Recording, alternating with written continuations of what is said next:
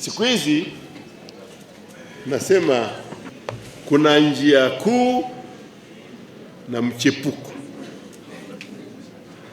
Njia kuu ya chama hiki imeandikwa kwenye hivi vitabu.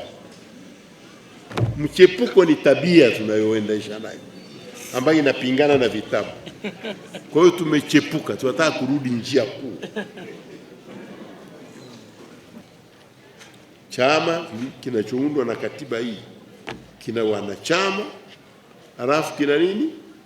Kina maudhumuni kwanza, halafu kina wanachama, halafu kuna viongozi. Sasa kuna sifa za uongozi. Hizi ziko katika kitabu kinaitwa Kanuni za Uchaguzi ndani ya nini? Ya CCM.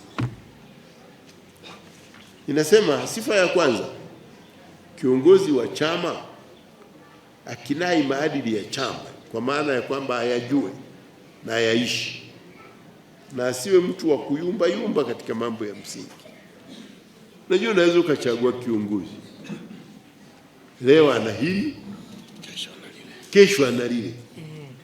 Sasa unamuuliza, wewe hasa wewe unasimamia nini?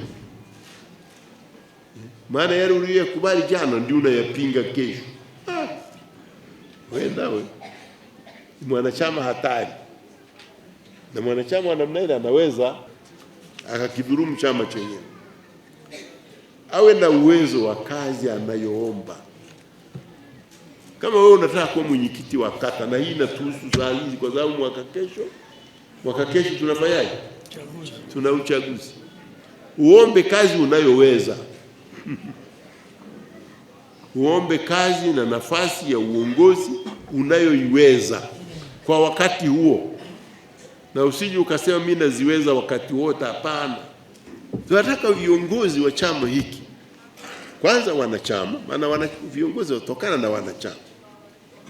Wanachama wanaoelewa watachagua viongozi wanaoelewa.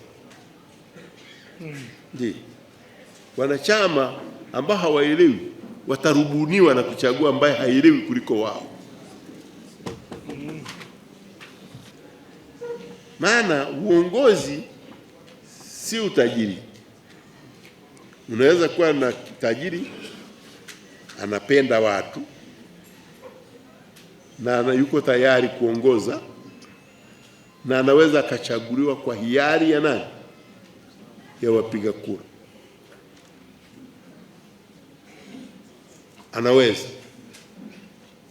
Mwingine anaweza kuwa na mali lakini hawezi kuongoza. Yeye yupo tu, akitaka cheo atanunua tu, mtamuuzia, alafu kitageuka kuwa hirizi tu. Halmashauri Kuu ya Taifa, mwenyekiti ulikuwepo na mjumbe wa NEC ulikuwepo. Tumekutana juzi Dodoma, tukakubaliana kwamba tujitathmini. Tukitathmini chama chetu, na tathmini isitoke juu, itoke kwa wanachama kwenye matawi yao, kwenye kata zao. Mtuambie hiki chama kama tumekosea wapi, tusahihishe nini ili tuweze kusonga mbele. Si mambo yangu, ni uamuzi wa Halmashauri Kuu ya Taifa. Tusahihishe, tujisahihishe, tujitathmini. Maana sisi ni chama cha wanadamu, tunaweza kufanya nini? Makosa. Lakini makosa ni makosa, yanaweza yakasahihishwa. Hata ukiwa wewe ni muumini wa dini yako ukaanguka, unaweza ukarudi wakakubatiza upya. Hayo ni kujisahihisha.